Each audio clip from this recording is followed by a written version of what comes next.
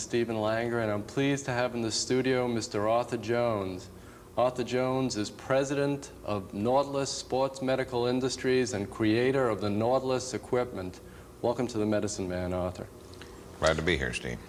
We hear terms and we see terms in the media: isometric exercise, isokinetic exercise. They seem to be used interchangeably. My question to you is, what is isokinetic? What is isometric exercise, and are they the same? No, they're not the same. Both the terms, isometric and isokinetic, like all terms, are invented phrases or names intended to give a certain impression. Iso is a Latin term which simply means same. Metric refers to the length. In this instance, the length of the muscle. So isometric exercise implies, or is intended to imply, an exercise in a static position, an exercise in which movement does not occur, where you are straining immovably against an unmovable object. So the name comes from the fact, isometric, same length, that the length of the muscle remains constant during the exercise. Back in the 50s, a great deal was stated in favor of isometric exercise, particularly by a group of people in Germany. The credibility of the particular people was such that the claims initially made for isometric exercise were accepted at face value. But a few years went by, people in this country experimented with isometric exercise and were not capable of producing benefits comparable to the claims made by the people in Germany. Eventually, somebody went back and questioned the people who originally came up with isometric exercise and said, "We have not been able to duplicate your results." The Germans redid their research, came back with a bit of egg on their face, and admitted that, well, neither can we. We overstated the benefits of isometric exercise. So isometric simply means pushing against an immovable object, exercise without movement. More recently, the term isokinetic. Now again, iso is Latin. It simply means same. In this instance, the second part of the word, kinetic, comes from kinetic energy. That means movement or speed of movement, the implication being constant velocity. In other words, movement with a constant speed of movement. In fact, then, isometric and isokinetic have very little in common, except they're both modalities or methodologies of exercise. Isometric is still, stationary, non-moving. Isokinetic is, in theory, movement at a constant speed. Well, to begin with, great claims were made for isometrics. Subsequently, it was proven that they could not live up to these claims. More recently, even more fantastic claims have been made for isokinetic exercise. Nor can these people live up to their claims. If I were going to design a poor methodology of exercise, then I think my first choice would be isokinetics. We'll be right back with Mr. Arthur Jones.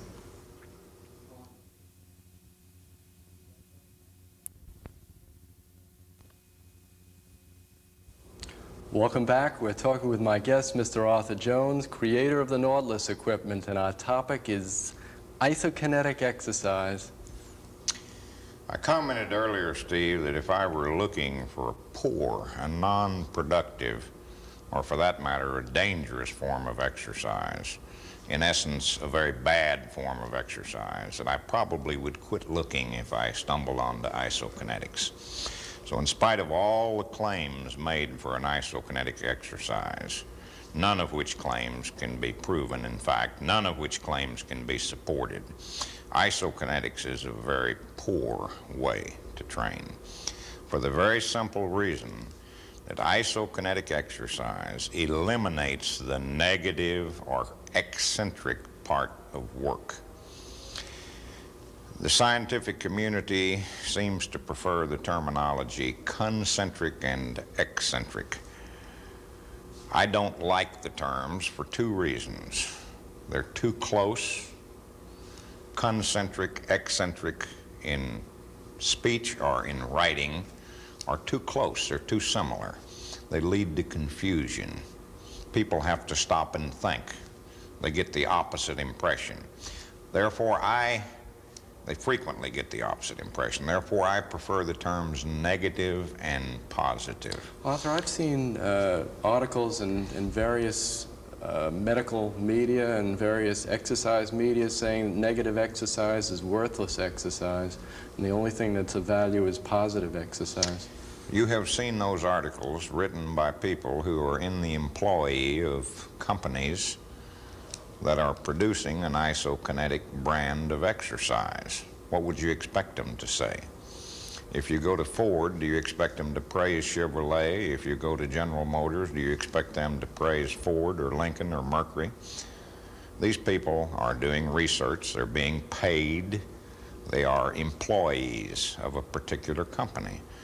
So they're going to praise the house. They're going to maintain that what their product or their methodology is better. But making claims, Steve, is one thing. Being able to back up those claims is something else. Let's look at the simple logic of it. In the first place, let's define our terms. Please. If you lift an object, if you curl a barbell, if you lift a rock, your muscles are contracting. They're becoming shorter. That is positive or concentric work. Having gotten it to the top, if you now lower it back down, that is eccentric or negative work. Now, the nature of isokinetic exercise devices is such that they have eliminated the negative part of the work. Their resistance in one form or another is based on friction. And friction, by its very nature, has no back pressure of negative work. They don't have negative work in their exercise. Therefore, it's evil. I'm reminded of the first so-called improvement in the shape of the square wheel. They went from a square wheel to a triangular wheel. And then they tried to rationalize this as an improvement in the shape of the wheel on the basis that it provided one less bump per revolution, only 3 bumps instead of 4. Well, of course, there's only one meaningful shape for a wheel, and that's perfectly round, which means an infinite number of sides, and therefore no bumps.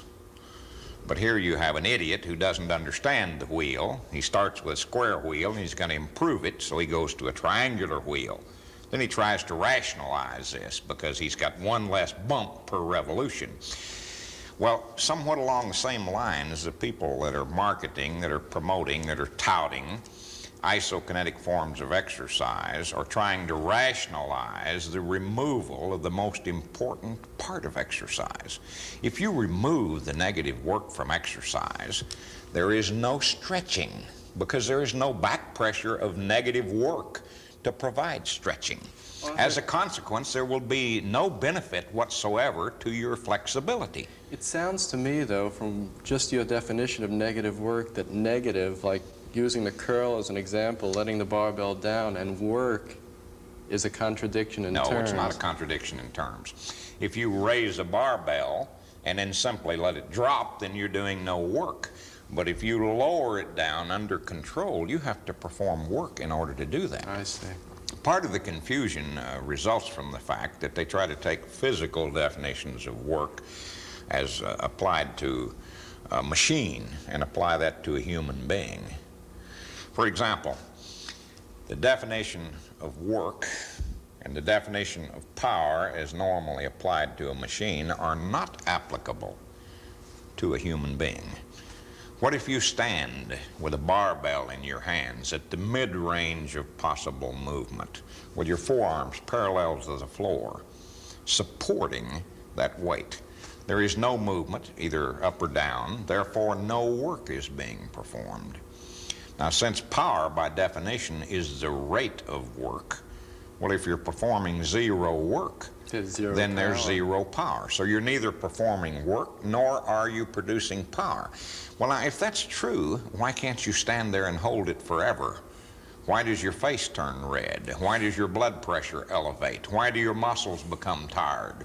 Why do you perspire? Why does your metabolic rate increase?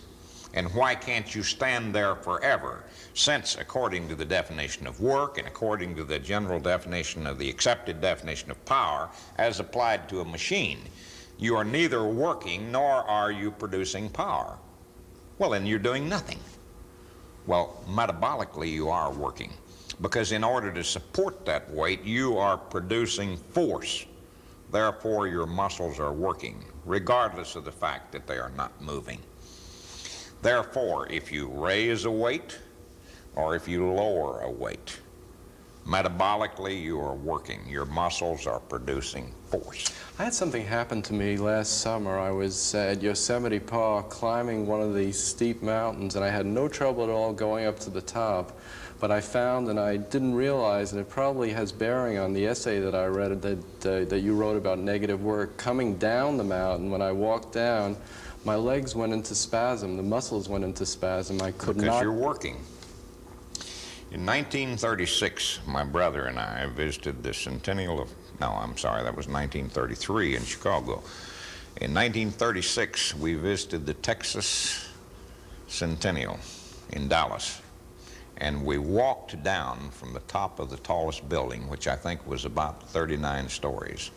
The next day, we were cripplingly sore. 30 or 40 years later, I realized that had we walked up, we would have been tireder, but we would not have become as sore. That's one of the differences in negative and positive work. But I had already walked up, but coming down, I just couldn't do it. I had to stop. Did you get sore? Very sore, and muscle spasm, the whole business. That was a result of the negative work. We'll be right back with my guest, Mr. Arthur Jones, creator of the Nautilus equipment.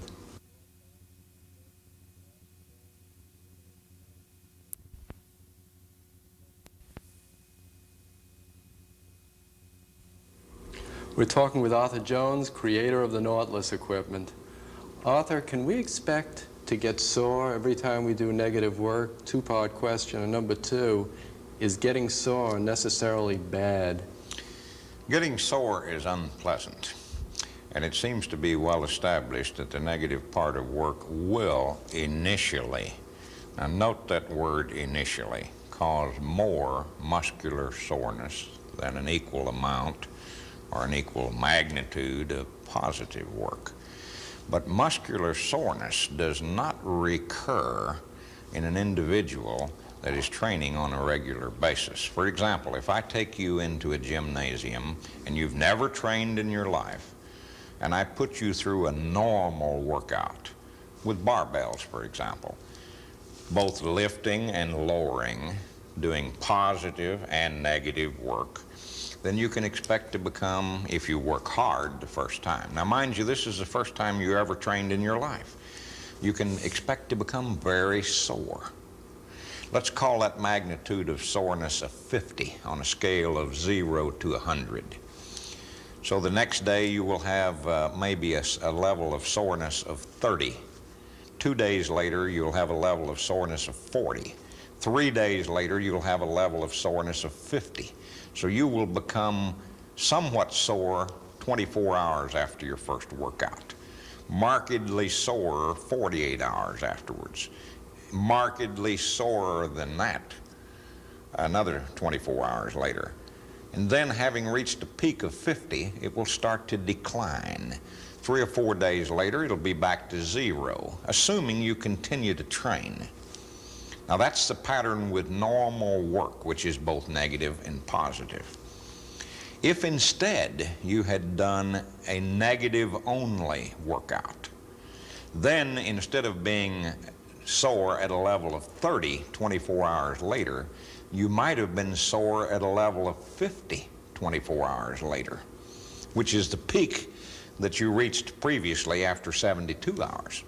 So you have gone higher faster.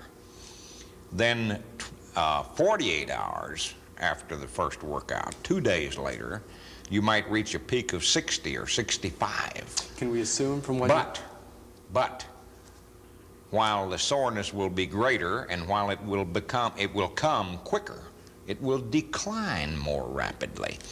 So that instead of staying sore for a week, you will probably be entirely over the soreness in about 4 days, assuming again that you continue to train. Then you can forget the soreness. It will never come back as long as you continue to train on a somewhat regular basis. So being sore from an exercise is normally a one-time phenomena. It can be avoided. It's not necessary to become sore at all. If you go into the gym on the occasion of your first workout and do a medium workout, that will produce little or no soreness.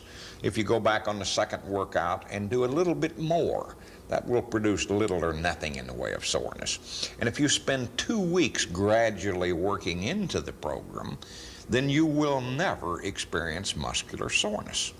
But if you just jump in hard and heavy the first time, then you will become sore. But it's not something that repeats itself.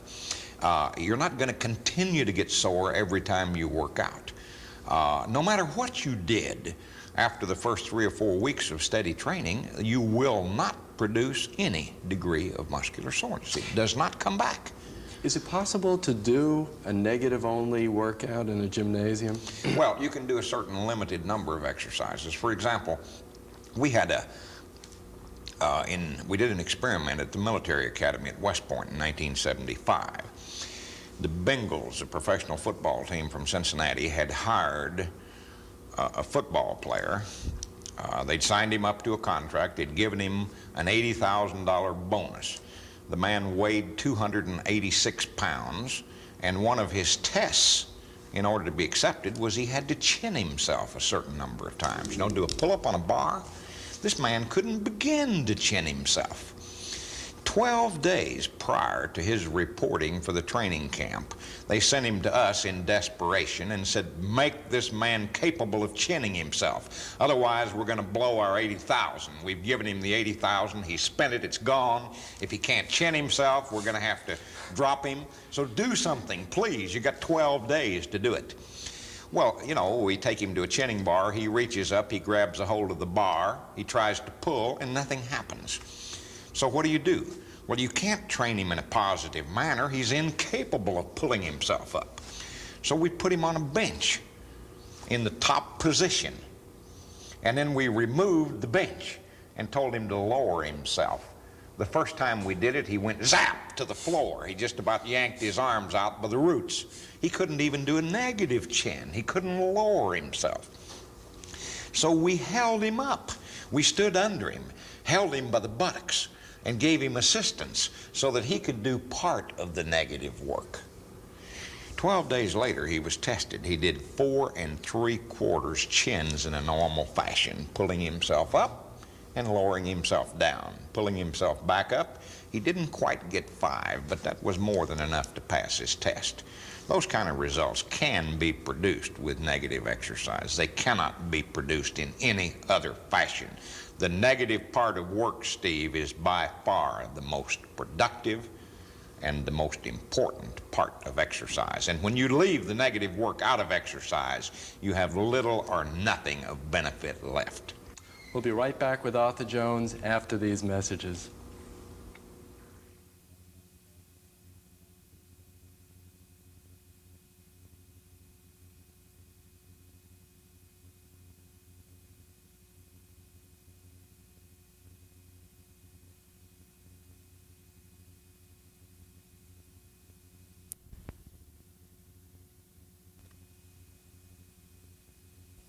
Welcome back. Our guest is Arthur Jones. Arthur, how can a person who is interested in incorporating more negative work into their training program go about doing it?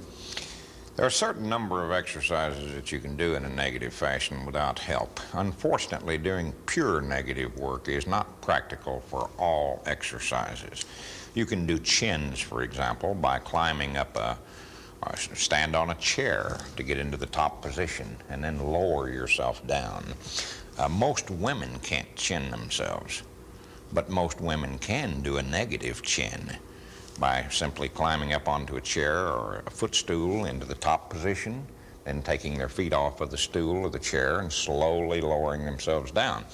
By training in that fashion, within a few weeks they will increase their strength so much that they can do chins in a normal fashion. And a few other exercises like that.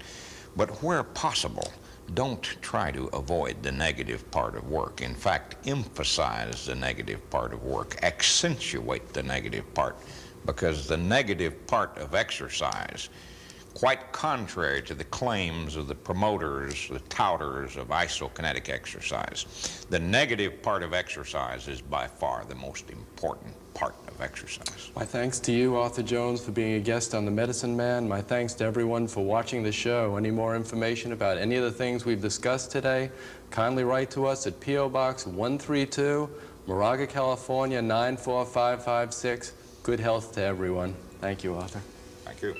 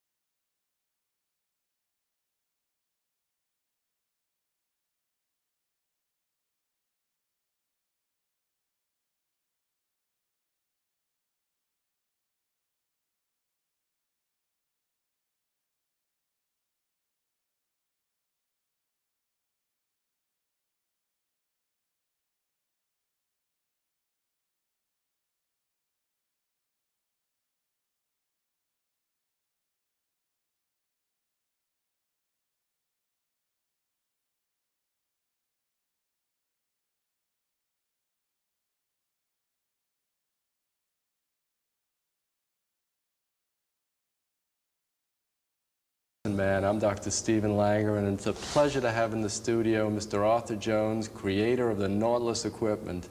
Welcome to The Medicine Man, Arthur. Thank you, Steve. What do you think about the whole field of women's bodybuilding, Arthur?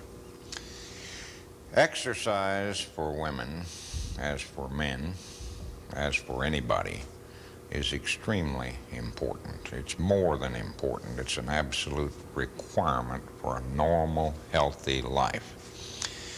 Unfortunately, the field of women's bodybuilding in the last couple of years has gotten strongly out of hand. We've seen the proliferation of women's physique contests rather than beauty contests. Women flexing their muscles on the stage.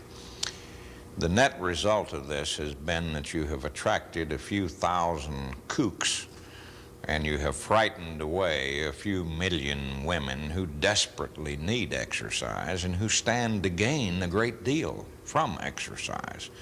But they're being misled into believing that if they exercise, they will end up looking like Arnold Schwarzenegger, and they don't want to look like Arnold Schwarzenegger. Is this not a fact? In other words, I guess the myth is that if you lift weights of any kind of progressive resistance exercise, you'll become muscle-bound. Well, in the first place, there is no such condition as muscle-bound. That's a fable. Secondly, it's taken us about 40 years to convince a small percentage of the women in this country that exercise is of value. But the present trend in women's bodybuilding will undo all of this value in a very short period of time. More on women and exercise with my guest, Arthur Jones, after these messages.